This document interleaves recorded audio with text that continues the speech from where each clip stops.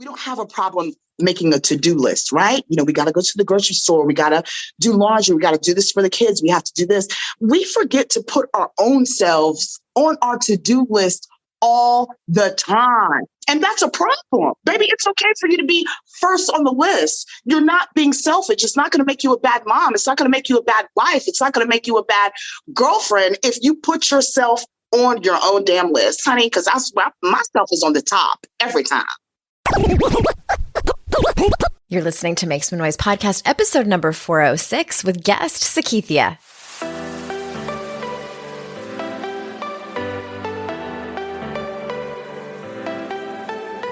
Welcome to Make Some Noise podcast, your guide for strategies, tools, and insight to empower yourself. I'm your host, Andrea Owen, global speaker, entrepreneur, life coach since 2007, and author of 3 books that have been translated into 18 languages and are available in 22 countries. Each week, I'll bring you a guest or a lesson that will help you maximize unshakable confidence, master resilience, and make some noise in your life. You ready? Let's go. Hey everyone, welcome to another episode of the podcast. I am so glad that you're here, and I hope that you are well, considering there are so many difficult, challenging, and emotional things going on in the world right now.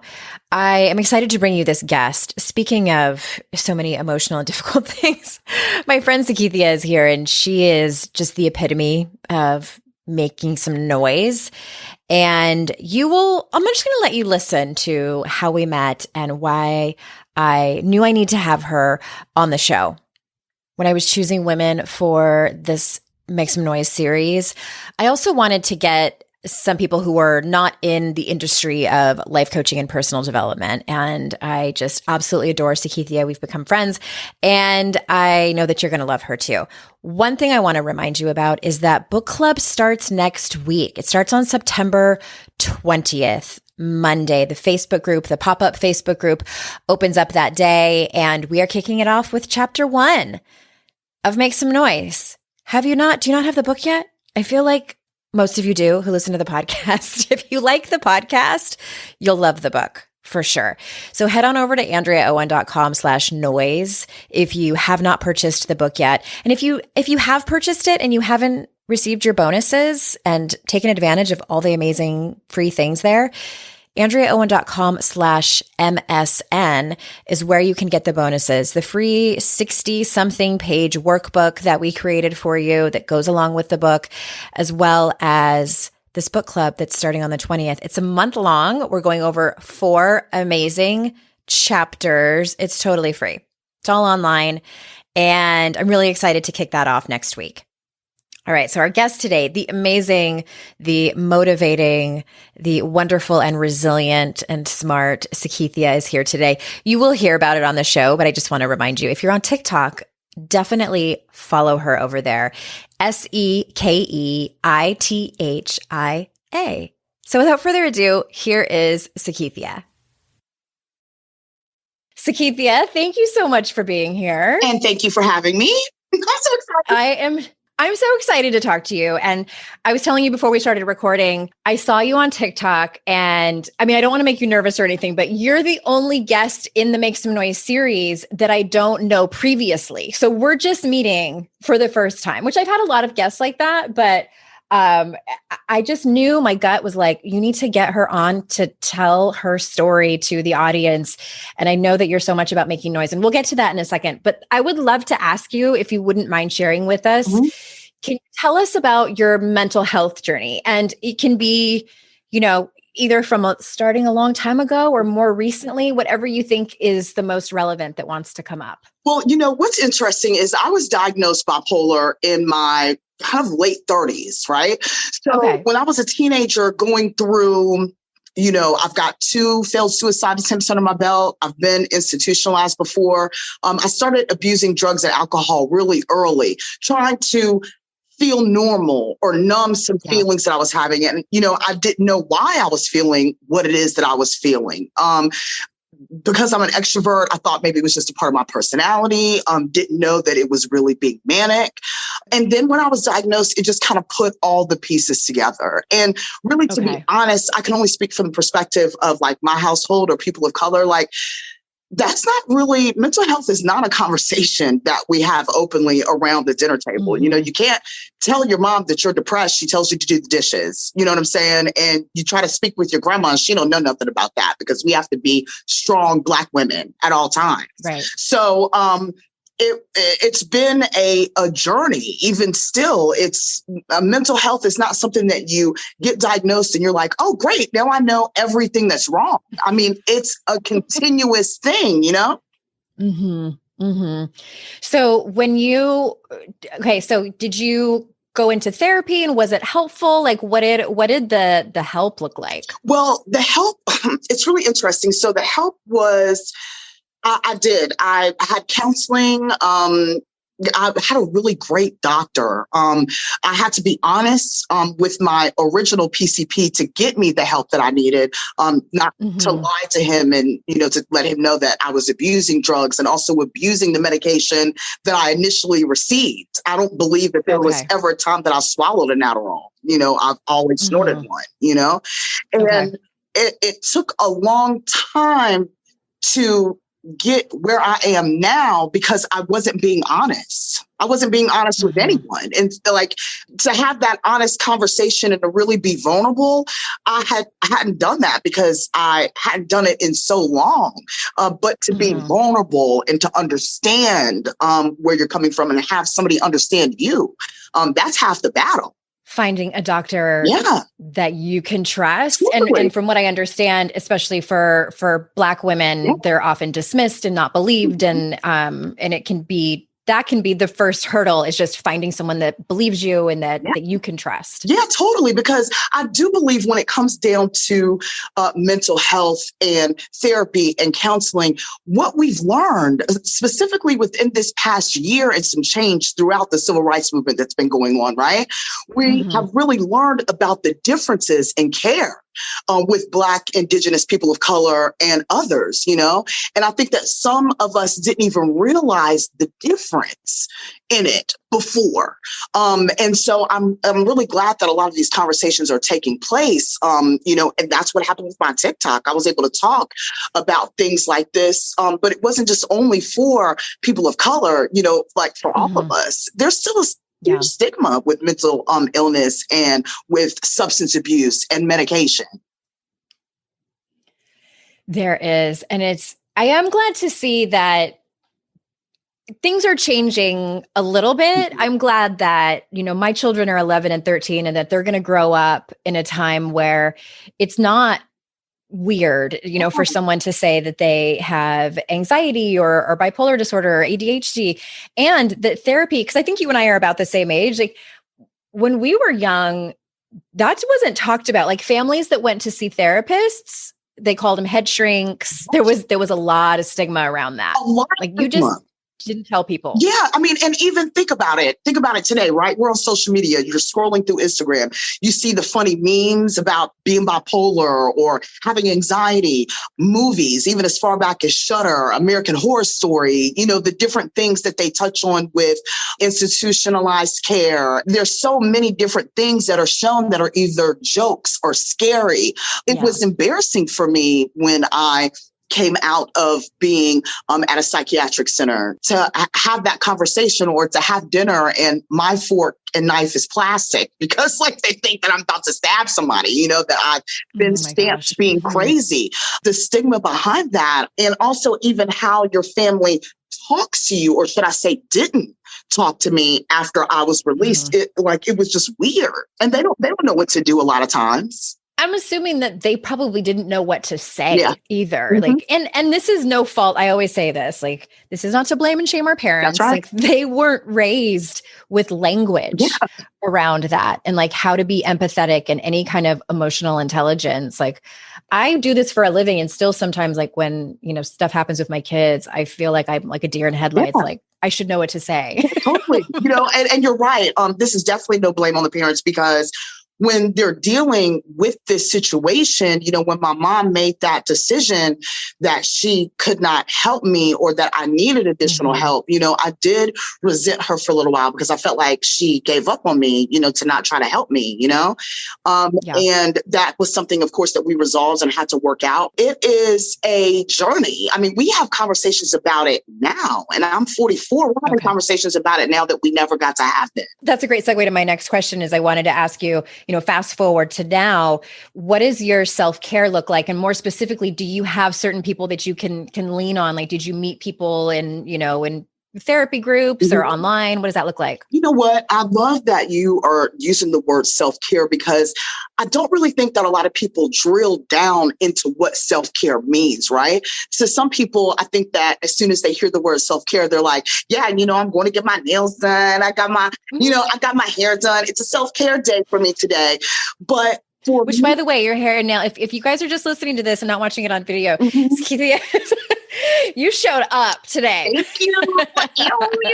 And I've got my fake bun in. This hairdo is Andrea played tennis this morning and it is a mess. So I love it. Hair. There's nothing wrong with a messy bun. Okay. And so to me, self-care meant everything around me, my universe, right? So for me, because of the fact that, I was doing drugs and I was drinking, right? I had to weed out the company that I was keeping. What good was it going to do me if I'm doing these steps, but my village around me is still toxic? I had to break off and remove tons of people from my life. They say that you can't pick your blood, right? But your selective family is what I call them. You can choose. And my selective family, I was able to have these conversations with them to when they know when I am having one of my moments or episodes and I'm off the grid, they send me a text just to make sure that I'm okay and that I feel safe, and then I can respond to them, but I'll see them in a couple of days. And they are in tune with me because I'm honest with them.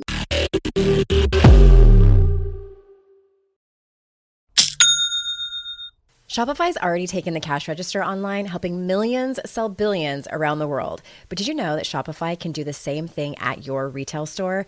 Give your point of sale system a serious upgrade with Shopify. With Shopify, you get a powerhouse selling partner that effortlessly unites your in-person and online sales into one source of truth. Track every sale across your business in one place and know exactly what's in stock. Connect with customers inline and online. Shopify helps you drive store traffic with plug-and-play tools built for marketing campaigns from TikTok to Instagram and beyond. Get hardware that fits your business. Take payments by smartphone, transform your tablet into a point of sale system, or use Shopify's POS Go mobile device for a battle-tested solution. Sign up for a $1 per month trial period at shopify.com/noise, all lowercase. Go to shopify.com/noise to take your retail business to the next level today. Shopify.com/noise. It's hard to find a great mentor who can help me level up. My dream mentor, Shonda Rhimes. So I was really excited when I heard she has a class on Masterclass. With Masterclass, you can learn from the best to become your best. Masterclass is the only streaming platform where you can learn and grow with over 200 plus of the world's best. For just $10 a month, an annual membership with Masterclass gets you unlimited access to every instructor. And you can access Masterclass on your phone, computer, smart TV, or even in audio mode. I'm always looking for ways to be a better writer, so I took Shonda Rhimes' screenwriting class. It helped me gain concrete technical advice, including structuring, the writing process, and with shows under her belt like Grey's Anatomy and Bridgerton, it was so helpful. Plus, every new membership comes with a 30-day money-back guarantee. Don't wait another moment to start your learning journey with Masterclass. Right now, our listeners get an additional 15% off any annual membership at masterclass.com/Andrea. That's 15% off at masterclass.com/Andrea. Masterclass.com/Andrea.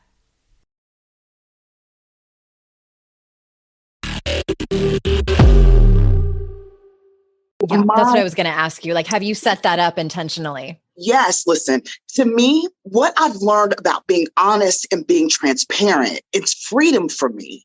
Like with my TikTok, for me to tell 500,000 people that sometimes I get to a space where self-care, meaning showers, are difficult for me. And to have that video go viral and so many people tell me that they were so thankful that I'm able to say something that they can't. This is something that my family that I chose, that they know about. You know what I'm saying? And so they know how I move, and I've been honest and transparent, and then they know how to support me. And it's not a guessing game, because just like how we say about our men, right? Like we want them to be able to read our minds, but they can't. It's the same with your family, with your friends, whoever you're choosing to have in your circle. They can't read your mind, you know? So we have to let them know what time it is. I love that. And I often say that it's interesting. When I got into this work, I had no idea going in how much of just being in a healthy relationship. I know this is going to sound really stupid. I didn't realize how much of it was based on communication and boundary setting and requests and being very, very clear. I mean, it took me a few years to even just know that when I come to my husband with a problem, I preface it with, I'm about to tell you something and I don't need you to fix it. I just need you to listen and then give me a hug at the end. Period. And I can tell that it's hard for him, not to like give his input and his opinion. I'm like, I don't want your big fat opinion. Yeah. Like, if I wanted it, I will tell you. But you know what? It's so funny you say that, because that's what I believe we're conditioned to do. Like if you were to tell me like, girl, this is happening and this is how I feel. And, automatically we are conditioned to now I want to relate to you. Right. So then that means that I'm going to make the other person feel better. Right. So I'm going to say, girl, the same thing happened to me, but this is what I did. But that's not necessarily what I need from you. I just need you to hear what it is that I'm saying. I don't need you to relate. I just need you to listen. Acknowledge. Yeah. Yes. People just want to be heard and seen. That's something else I've learned in this work. And speaking of hearing and seeing, I want to talk about intuition, because it's something that I wrote about in Make Some Noise.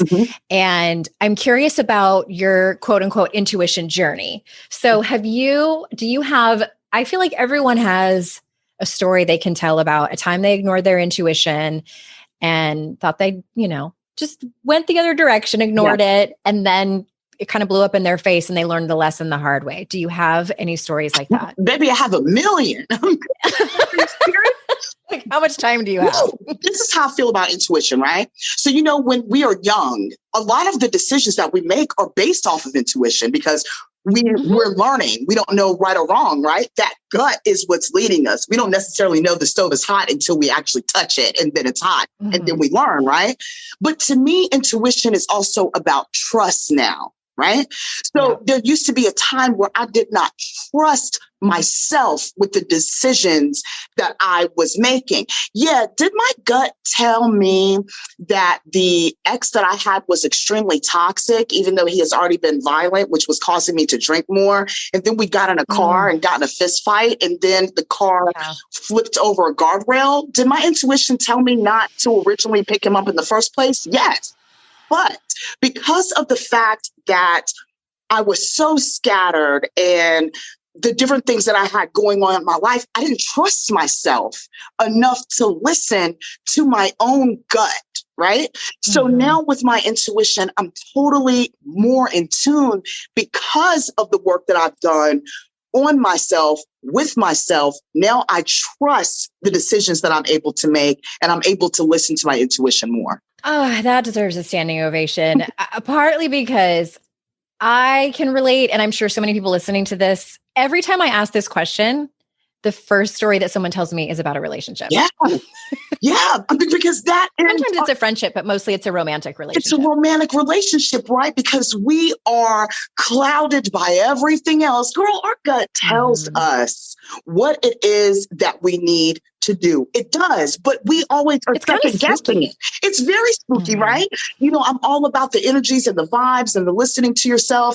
But like I said, if you don't trust yourself, see, that's when you can't hear yourself. You know what I'm saying?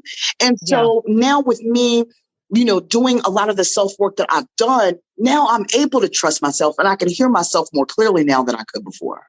How do you think, I'm going off script here a little bit, but I'm very curious about self-trust. And do you think that was there like a moment where you decided like, I need to start trusting myself? Or was it just an incremental, like time after time, as the years went on, you started to trust yourself more?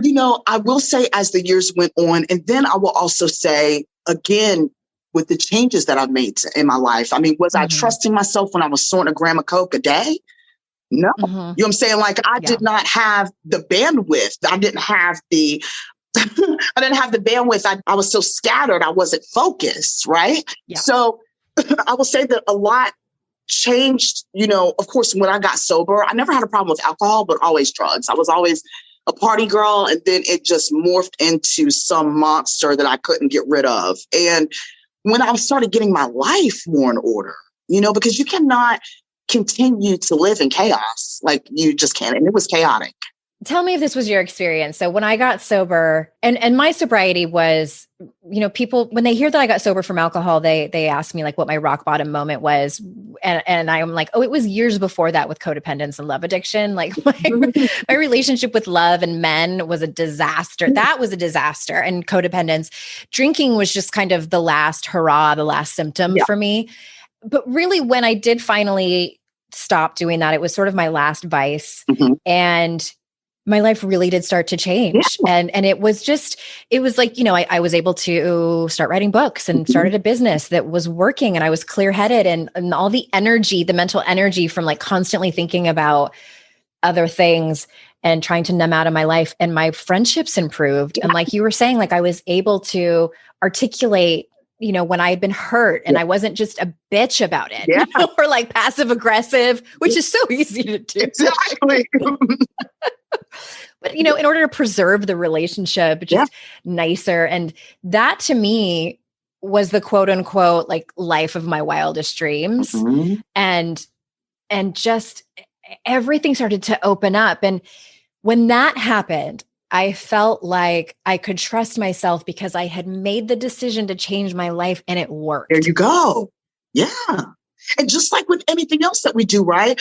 It's almost like the proof is in the pudding, so to speak, right? Yeah. So when that started happening and the changes that you started making and your mind is more clear, you're able to handle this and you do that. It's like, wow, okay. It's that solidification of the changes that you made, which of course makes you want to continue, of course. Yeah. The validation that life hands you. It's like the universe is winking at you. Like more of that. More do that. I want to ask about, the title of the book is Make Some Noise. And this series is, I'm bringing on women who I know have made some noise in their life. And making noise is a lot of different things. And one of the chapters is about shining bright and taking up space, which it seems like you are a person that does. So can you tell us, was there ever a time, and maybe give us an example of a time where you did not, and what was happening then? Oh man, that goes back again to relationship. I literally was in a relationship with someone that was so insecure. He literally said to me, "Why do you always feel like you have to be the brightest thing in the room?" And that changed me completely. Number one, I mean, it broke me down mentally. Yeah. And it made me be quiet. And I just was like, I couldn't even believe that this was me. I'm an extrovert. That's not me. Me actually dimming myself down for someone else, And again, it goes back to removing the certain people from your life, finding your own voice, finding your self-confidence, right? And I will never allow that to happen to me again, ever. I believe that we all, have light. We all have worth. We all have purpose. And it's unfortunate that some of the people that we may have in our lives, aren't comfortable with how we shine, but that's their problem. That's not our problem. I have had some variation of that said to me a couple of times. And when you said it, like I felt my throat kind of like get stuck for a second, and my heart just breaks for you, that former self of you receiving that comment, which was clearly not a compliment. and his own insecurities. I agree with you on that. I think most people listening have either had that comment where someone's asking them to turn the volume down, or maybe they're more of an introverted woman, but they're highly intelligent and they speak up a lot at meetings and they always have the best ideas. And it's like, they get the comment like, could you save some air for somebody else? Exactly. That type of comment, it's just these little digs. My opinion is that like we see them for what they are in the moment, and we might be irritated or angry and not believe the person, and say like, but it still makes that you're making other people uncomfortable. That's right. And a lot of times, those are things that we just brush off or we do not address in the moment. Exactly. And that's what this book is like, no, we're not brushing those off anymore. And we may brush it off in the moment, but we internalize it. That's, the culture teaches us that like as women, we are to be quiet, not be the brightest star in the room. Definitely don't make other people uncomfortable. Don't outshine anyone else, whether it's a man or woman. And I think, depending on your identity, whether it's your race identity or your sexual orientation, there are nuances. In the book, there's a woman who was talking about, as a Black woman, and she's also younger. She's a young millennial. And she says, I often feel like I have to be quiet because I don't want to be stereotyped. Yeah. I work for a corporation, and a lot of times, in office meetings and when we're having meetings, like I sometimes have to second guess not necessarily what I'm going to say, but how I'm going to say it. Because even though, like we said earlier, change is coming, right? But I don't want to be labeled as the angry Black chick in the office, that sticks with you, But I have found, certain ways for me to still be able to express myself in different ways of being able to express myself that's not dimming myself down. But honey, on my TikTok though, because that's my personal space. Now, baby, you know what I'm saying? I not only have my voice, but I also am encouraging others to speak theirs as well. Maybe we make some noise over there for real. You know what I'm saying?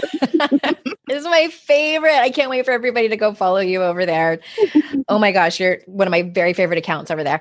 Well, let's talk about, it's a good segue over to self-confidence. So I love to know how other women who I feel like they have self-confidence, how do you define it? Well, for me, self-confidence for me, again, goes back to a couple of different, for me, self-confidence goes back to transparency, okay? And transparency, also the words I like to use is owning my shit, right? So what's really interesting is that people like to throw things in your face, whether it's an ex, whether it's a family member, whether it's whatever, right? So for me, with my social media situation, even in my life, my real life, I am very transparent. Not meaning that, I tell all my business. But I'm transparent as meaning if I said it, I said it. If I did it, I did it. If I snorted it, I snorted it. That's what I did, right? So because of the fact that I'm transparent, that's where I get my self-confidence from, because there is nothing that anybody can use against me as a weapon against me, and I stand tall in who the hell I am. I can sit here and say that I am a drug addict, not a user. All right. I'm loud. I'm an extrovert. I'm funny. I'm smart. These are all of the things that I have no problems being able to recognize in myself. Right.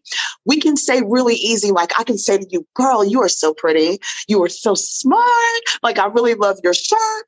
But a lot of times we have a hard time looking at ourselves, finding the beauty in ourselves, the worthiness in ourselves, the purpose in ourselves. But it's so easy for us to be able to see it in everybody else. But no, baby, my transparency, my being able to own my shit, this is giving me the confidence that I need in order for me to, have that self-confidence and stand tall in who I am. And, I'm not going to let anybody ever take that away from me. I won't. I guard that. I guard my self-confidence with my life. I love that explanation. And I've never heard it explained like that. And we know what it reminds me of. It reminds me of, are you familiar with Dr. Brene Brown? Yes. Okay. She talks about, owning your story. And that's what it sounds like along the same lines. And she says that when we orphan parts of ourselves because we're ashamed of them, that's where the breakdown begins. Like that's when we start to what she calls hustle for our worthiness. So that's where perfectionism comes in, people pleasing, hiding, Yeah, no. all that. None of that works for me, honey. If I Like, I'm going to pass on listen, that. baby. If I said it, I said it. If I sucked it, I sucked it. If I did it, I did it. That's what I did. You know what I'm saying? And nobody is going to shame me for that, or I'm not going to omit any of that. That is who I am. I do carry some of my past with me, but not as something that I'm ashamed of, right? Like all of that made me who the hell I am now, you know, and I rock with that. Don't nobody rock with that better than I rock with it, honey. That's what I do.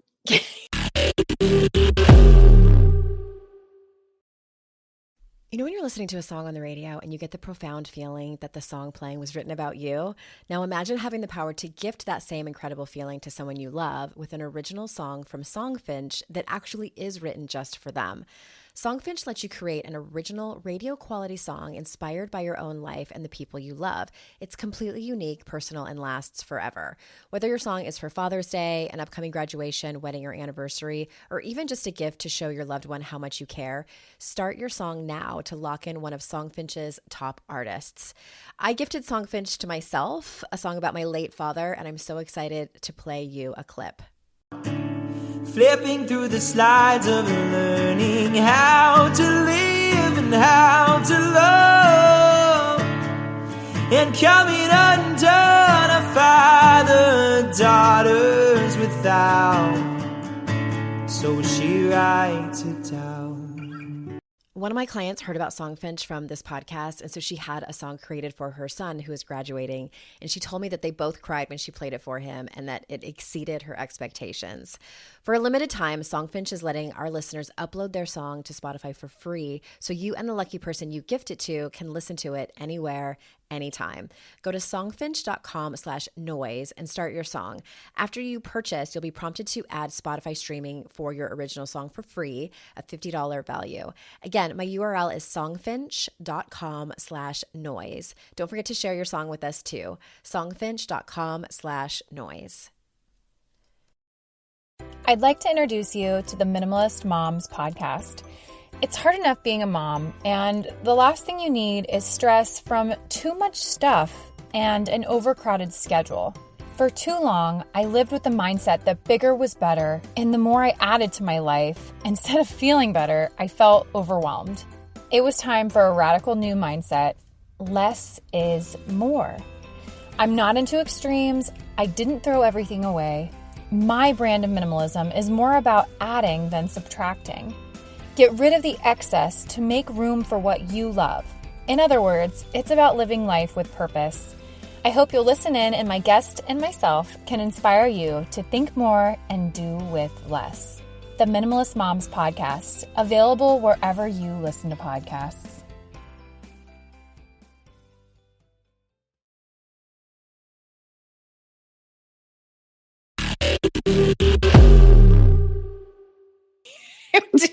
You do very much. So do you have any advice for listeners who are in a place like maybe there's a woman who's out there who's in a place where she, you know, she's not the type who's going to be transparent and, you know, talk to millions of people on her social media, but she wants to gain a little bit more self-confidence. What would you say to her? You know, what I would say to her again, I mean, it's going to sound simple, but it is a process of, you know, just owning you.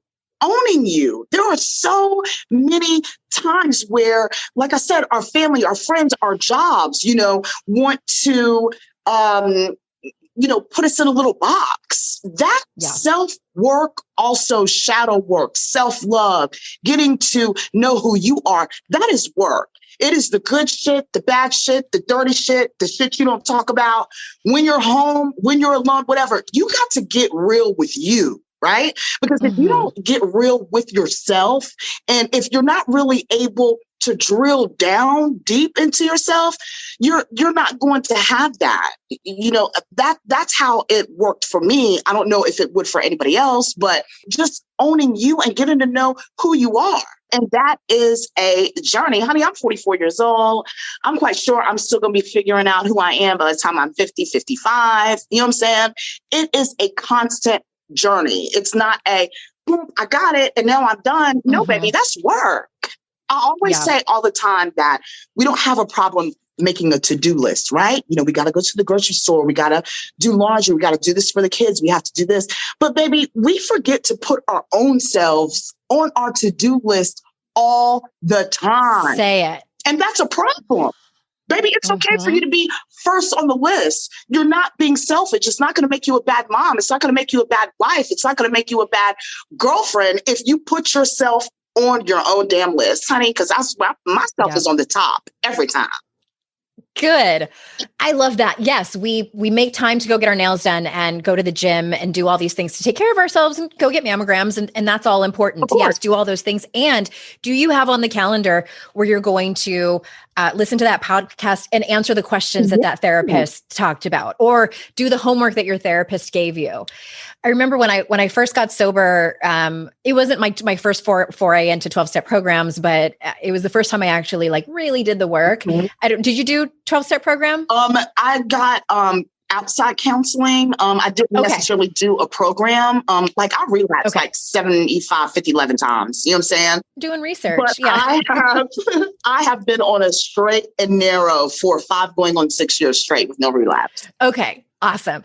Well, the reason I ask is because, step 4 is, it's the moral inventory. Yeah. And I don't love the semantics about character defects. It's not my favorite, but that was honestly one of the first times I ever sat down and was like, oh my God, I am selfish and entitled. Yes.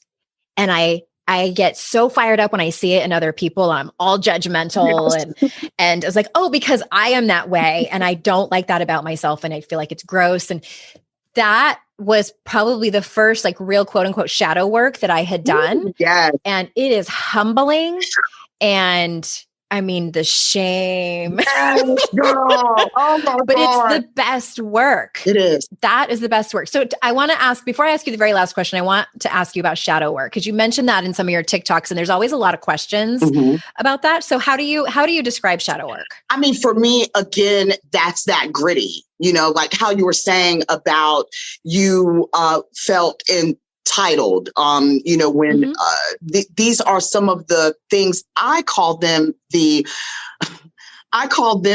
drowning out of my toxic behaviors, and so those were the things that I needed to really evaluate. When I was on drugs, I was a manipulator. I was a liar. I was a dirtbag. I was a cheater. I was a scammer. These are all the things that I was fronting. I was a liar. These are all the things that I had to accept about myself. I was living lies, and baby, these are the things that had me crawled up in a ball on the floor. Oh my God. Yeah. You know what I'm saying? But that's that work, right? That's that deep dive. That's what I like to call it. It is. And I think from my experience in doing shadow work is there's the initial kind of whiplash of realizing how poorly you had behaved towards other people and towards yourself and the choices that you made. And I felt a lot of shame. And this was, with a trusted therapist, realized I was honestly doing the best I could. Yeah. My best was shit, but I was doing the best I could. That's right. And just trying to survive and get my needs met. Yeah. Because I think it's a slippery slope and an easy trap to fall in when we look back on our former selves and we kind of talk shit about it. Yeah. And I did that for a little while and it didn't feel good. And I finally had to forgive my former self in these various stages of my life where I was honestly doing my best. And I just was in an extraordinary amount of pain. Yeah. Which people are when they're behaving poorly. That's right. That's right. I love how you said, forgive yourself, because I think that that's one thing that we don't do enough of, right? But it's so easy for us to give somebody else second chances and third chances and fourth chances. But we don't do enough of that for ourselves. Me forgiving myself for being a dirtbag and a liar and a manipulator, and really being able to understand why I was in the place that I was in, the pain that I was feeling during that time, why I was numbing myself, that what gave me the fuel to go forward when I forgave myself. That forgiving myself takes the power from somebody else to be able to use any of that as a weapon against me as well. Because I forgive myself. I don't give a damn what you talking about. It's the only one that matters. Yeah. If you forgive yourself. That's Yeah. right.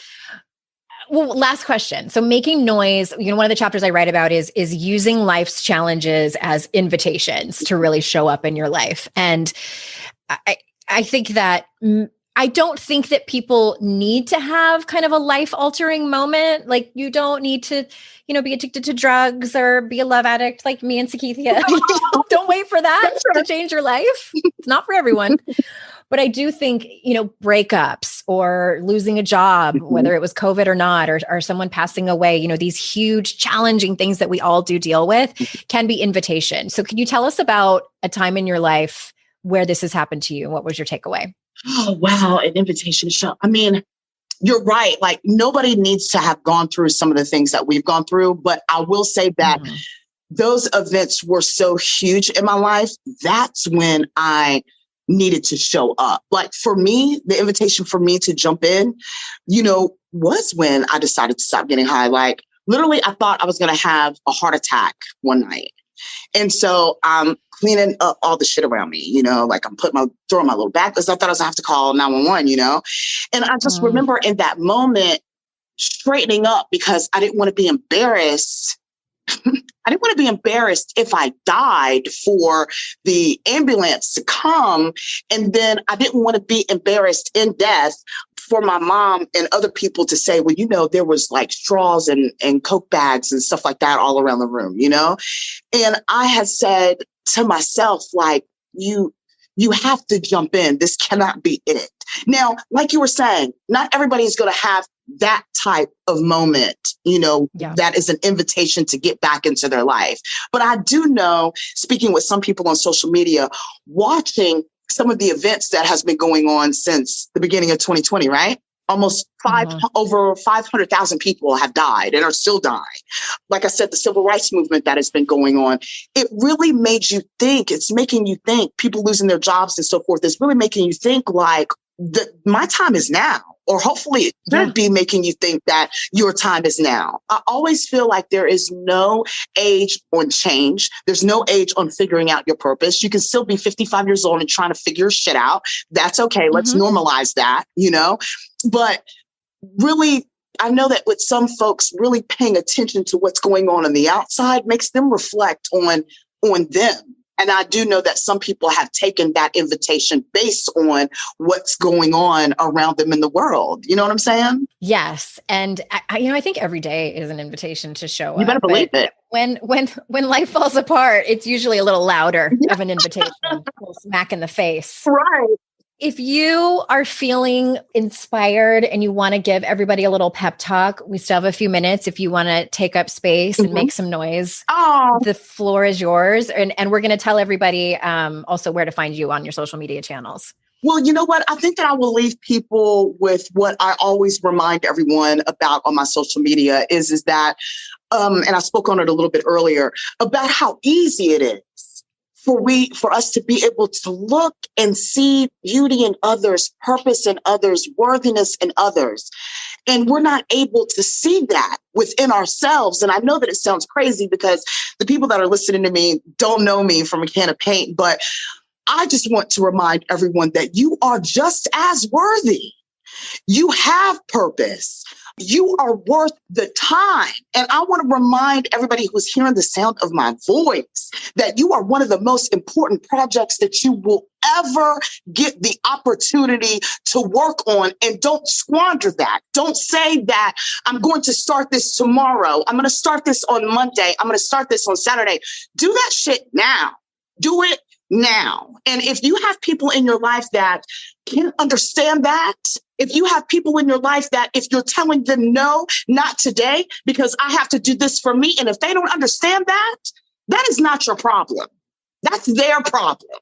And I'm asking you today for you to start working on the most important project that you can work on. Remember, you working on yourself isn't taking anything away from your kids, your husband, your wife. It's not taking anything away from anybody else. But I just want to remind everyone how important that they are, just in case if somebody didn't tell you today, baby, I'm going to let you know that you are important. If you start a church, I'm going to be the first member. I'll tell you that. I don't know who or what you channel when you do that, but it is something bigger than us. Oh, And I appreciate your time and energy, and thank you are you. a beautiful human being.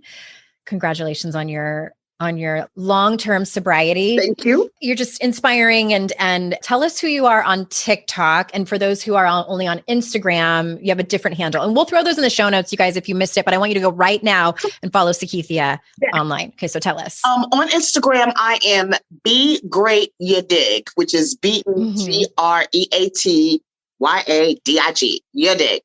And then on TikTok, I am Sekeithia, which is my first name, SEKEITHIA, Sekeithia. And I'll tag you on Instagram when this post goes live. Awesome. And I thank you for your time. And everybody listening, the best gift you can give to me is to share this episode. You can take a screenshot of it on your device and share it on social media, either in your stories, and always tag me because I repost it. I'm at Hey Andrea Owen on Instagram, and tag Sekeithia as well. And remember, everyone, it is our life's journey to make ourselves better humans and our life's responsibility to make the world a better place. Bye for now.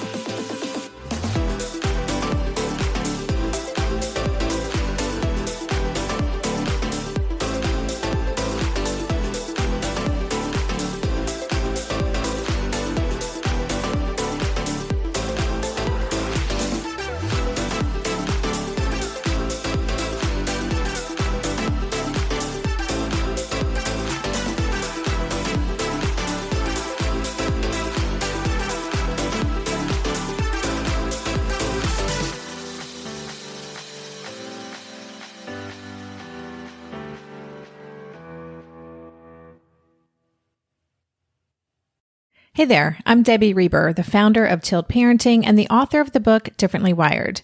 The mission of Tilt is to change the way neurodivergence, whether that's having a learning disability, having ADHD, being gifted, autistic, or some combination of all of the above, is perceived and experienced so differently wired kids and the parents like us raising them can truly thrive. On the Tilt Parenting podcast, I get to talk with authors, therapists, educators, and parenting experts who are committed to this mission. I ask the questions my listeners are most curious about when it comes to supporting our kids.